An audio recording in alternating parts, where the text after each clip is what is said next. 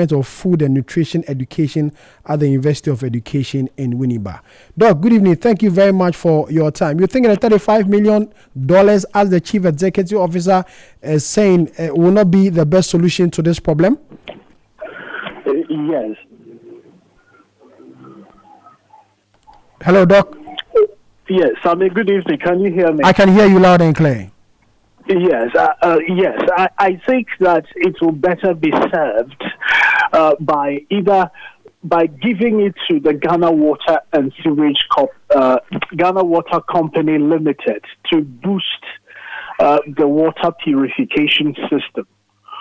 I also think that there are better alternatives to throwing this much money down the drain. They did a pilot, and the pilot showed some positive results, and so the reason why there's a push from her and the organization to embark on such a project, because the results, which was a pilot one, gave some positive feedback. What positive feedback can you talk about? You are alleging that they said they've got some positive results. Tell me, what are these positive results? So they showed us a bottle, which we saw on video, of how clean the water is after applying the chemical on a pilot basis. Did you have a capacity to assess the water quality that they showed to you? Not at all, Doc. We only saw the videos and the pictures as they showed to us. Exactly what you're saying. So it's aesthetic. To date, FDA has not made a public disclosure of the nature of the nano material they are using, so that there will be a credible scientific peer review, so that the scientific community can engage with them and give them proper feedback. As is done elsewhere, if you're coming out with such a technology, coming to disseminate it or is to have a wide public health implication, you're supposed to take it through a public peer review mechanism, give the scientific and the technical community outside FDA to review and give you feedback. I am asking you, you are on the ground as a media person. Maybe I missed it. Have they done anything like that? I don't know about that, sir. I don't know either. But what we can say is that if the water color has changed, it does not mean that the heavy metals have disappeared. For example, you could just flocculate and sediment the heavy metals, and they will be settling at the bottom of the water body or the river, acting as a secondary source of pollution. You see, with time. The worst case scenario is that if the nano liquid that they claim was introduced or poured into the water bodies dissolved, any of our brothers and sisters in the village who drinks from it is actually being poisoned much more than before. So, Doc, what will be your proposal? So they're being poisoned much more than before because copper itself is a heavy metal. Copper itself is, in fact, EPA regulates the limit of copper in water bodies. It shouldn't exceed more than 2 milligrams per liter. And now they themselves are dosing our rivers, which is a source of livelihood and water supply system for our rural folks. And currently, as we speak, that is where they source their water from. So we should. There are other alternatives. Do you see that? I get you. So we shouldn't go down that path.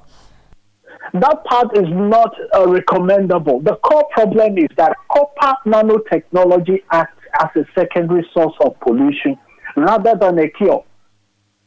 Because itself at the threshold is also a toxicant. And then when you add it to the water body, please, did they tell you that it removes the heavy metal from the soil or from the water?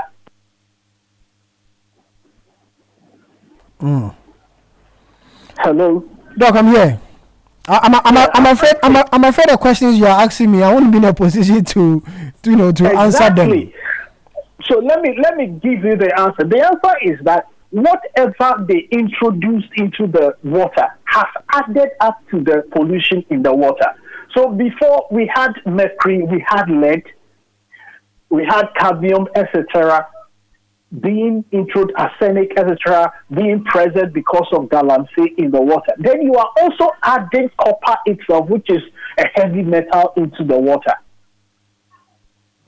And the flocculant or nano ion particles that they added to the water are still in the water body. The trick is that they sediment. They may settle at the bottom of the water, or they will dissolve in the water. Once they dissolve in the water, that is where they release their potency. Ionic copper is so potent. Copper is good at a minimal level. It serves very important metabolic functions in the human physiology. But it is a heavy metal nonetheless. And beyond a threshold that EPA themselves have set at 2 milligrams per liter of water, it becomes toxic. It becomes toxic. When you release it into the water body, pH levels, ionic strength, natural organic matter, you're talking about humic acids, all of them begin to interact with the ion. And they in the soluble form, it becomes so dangerous if you exceed the threshold, and it is associated with kidney damage in humans. Okay. And liver damage as well. Okay. Doc, thank you. Thank you very much for your time. Dr. Ekpor Anyimah-Ackah. Let me just wrap up. Let me say this. In 30 seconds, because we are racing against time. Yes. The recommendation is that we should rather use eco-friendly strategies. That is what I thought they were using. Phytoremediation is there. It could be used. You see, that will help.